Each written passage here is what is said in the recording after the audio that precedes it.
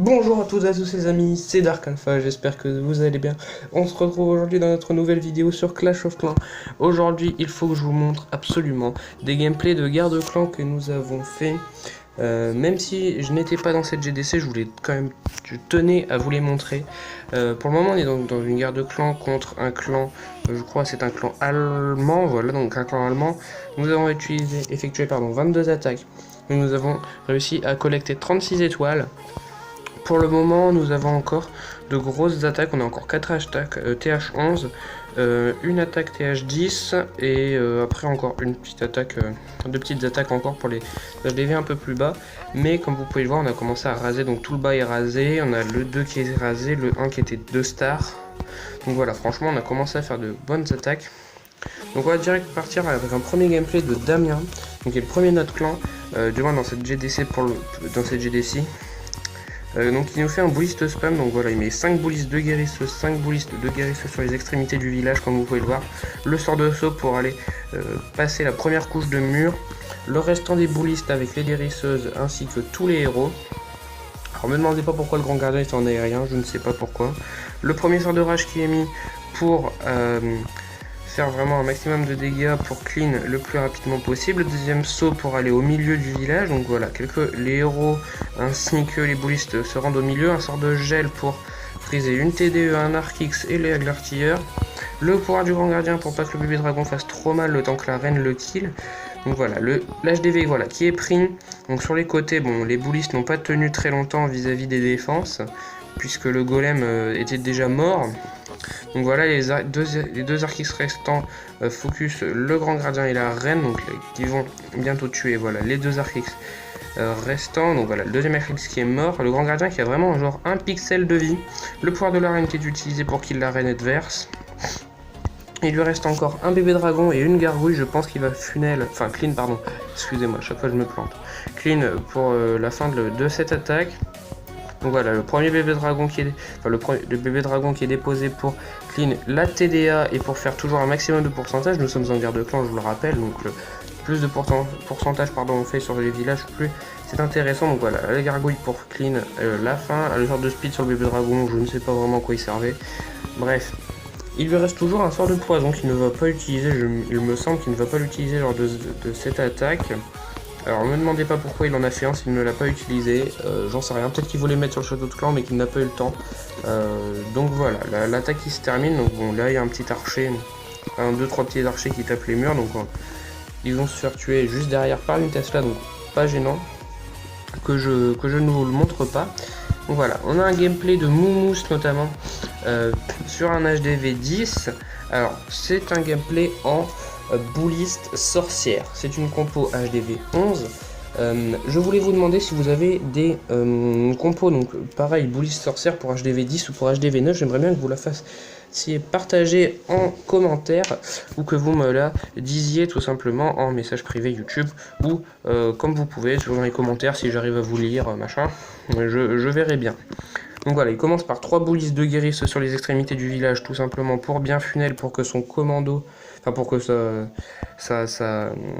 tous ces boulistes et ces sorcières rentrent au milieu. Donc le château de clan qui est déployé, les 2 sorts de saut pour aller au milieu du village, tous les restes des boulistes, les héros, les sorcières. Excusez-moi, à chaque fois c'est un tic que dès que je vois un message, je l'ouvre. Le château de clan qui est sorti, le poison sur le château de clan, bien évidemment mis. La bombe géante sur les boulistes qui doit faire très mal. Ça va que les guérisseuses sont regroupées directement sur ces boulistes pour les soigner, parce que sinon ça aurait pu faire très mal. Le deuxième sort de rage au milieu pour vraiment tout détruire très rapidement.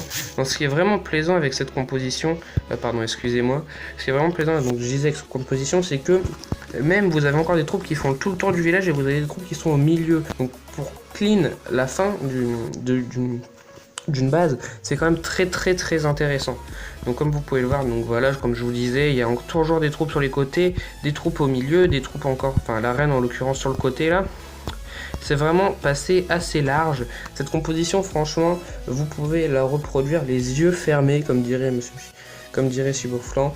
Vous pouvez la reproduire, franchement, c'est une compo qui est très efficace. Sincèrement, si vous la maîtrisez, c'est pas très compliqué, hein, après de perf. En plus, il faut pas forcément beaucoup de skill. Une fois que tu as compris le principe de la composition, c'est vraiment très très dévastateur.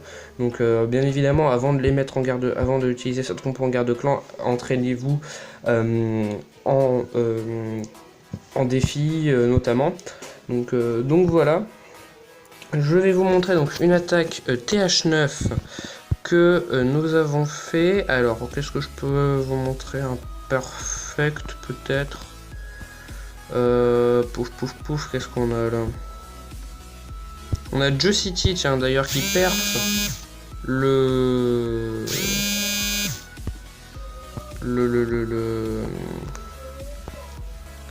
12,5, pardon. Les sismiques en première phase pour aller bien au milieu, les deux golems qui sont posés, les sorciers pour funnel pour vraiment que les Valkyries aillent bien au milieu, les sapeurs pour péter une première rangée de murs. Alors je ne sais pas pourquoi il les a posés ici, donc ils ont pété au final les deux côtés des murs, donc les Valkyries vont quand même tourner un peu, je pense, du coup, je ne sais pas.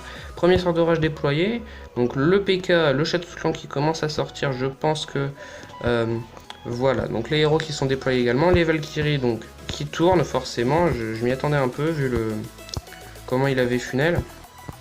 Les Valkyries qui re-rentrent et qui ressortent derrière, les Valkyries en fait elles sont jamais sûres de leur choix. C'est tu rentres, non finalement je sors, finalement je re-rentre, enfin bref, c'est un peu n'importe quoi.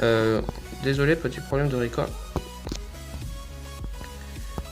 Excusez-moi, donc voilà, petit problème, bref. Alors donc voilà, donc la fin de l'attaque qui se déroule plutôt pas trop mal. Vous avez encore donc des boulistes ainsi que des Valkyries qui sont en château de clan avec le PK qui est en bas. Le reste des Valkyries en haut avec la reine encore qui a encore son pouvoir. Donc voilà, ça clean bien la base. Bon, je vous avoue, c'était pas une base maxée du tout, mais c'était un peu des seuls gameplays que HDV9 versus HDV9 que j'avais, puisque il y en a notamment un 9.5, donc de Lapin, donc le deuxième compte de Damien, un 9.5, qui clean 2-3 HDV9, donc bon, forcément, il a clean les 2-3 meilleurs HDV9 de la guerre de clan, donc comme ça, les HDV9 moins maxés pourront clean donc les HDV9 adverses les plus faibles. Donc voilà, cette attaque qui était vraiment bien gérée, bravo à Jeu, bravo.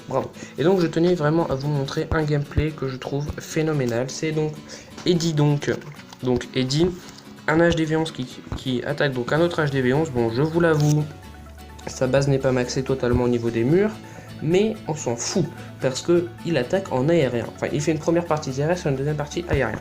Certes, ses héros ne sont pas très haut level, sa reine est 16, son roi est 16, pardon, et son grand gardien est niveau 13. Mais les TDE sont maxés, les TDE sont mono-maxés, les Archix sont 5, les AA, donc les défenses antiaériennes sont level 8. C'est pas maxé pour un HDV11, mais bon, c'est quand même assez haut level. Donc les sorciers pour funnel, vraiment pour que le commando aille vraiment prendre ce qu'il faut, donc c'est-à-dire 2 anti-aériennes, 1 ou 2 Archix et les 2 tours de sorciers qui peuvent vraiment être embêtantes pour la deuxième partie de l'attaque.